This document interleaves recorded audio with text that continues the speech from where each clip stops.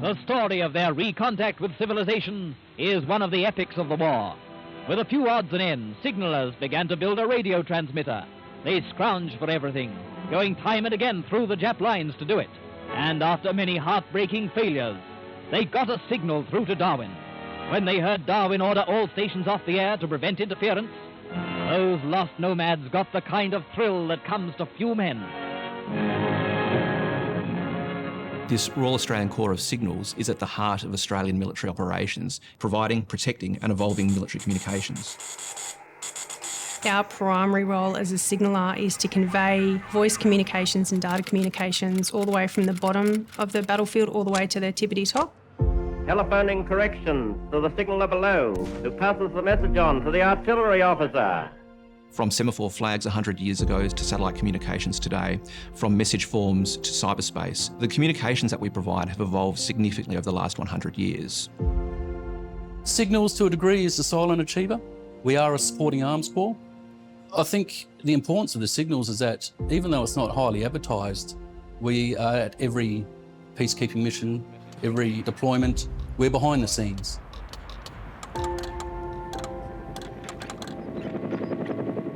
I think we've all seen the movies for World War I and World War II and even Vietnam, and in every single movie that you've ever seen, you can always remember someone getting injured and someone screaming medic.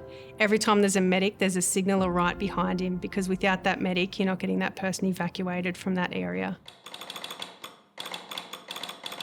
We're still affectionately known as chooks because when we were tapping Morse code, it sounded like a chicken's beak tapping on a desk. Instruction is being given here on an Army 5 kilowatt transmitter operating into a dummy load.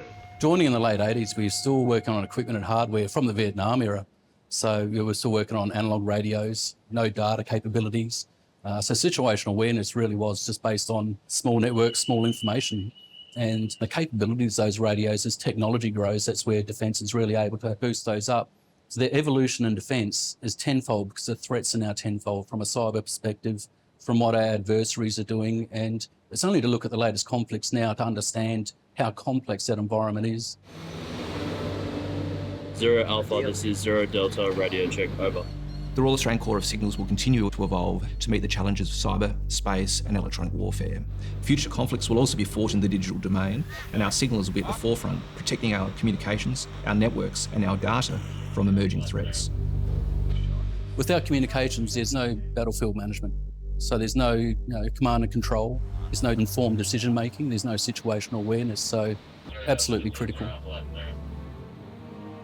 This centenary is a moment to reflect on their contributions, to reflect on our Corps' history and to look ahead to the future of the Corps. It's a proud moment for the Corps. It's a proud moment for everyone to be recognised for their services and what they have achieved over the years. So, to have them leading the march and the association close behind them is quite a moment. Marching this Anzac Day, it's hard to put into words until you're wearing the uniform and you're surrounded by your peers and everyone that's supporting you, and your family are on the sidelines cheering for you. That's what it means to me. It's everything.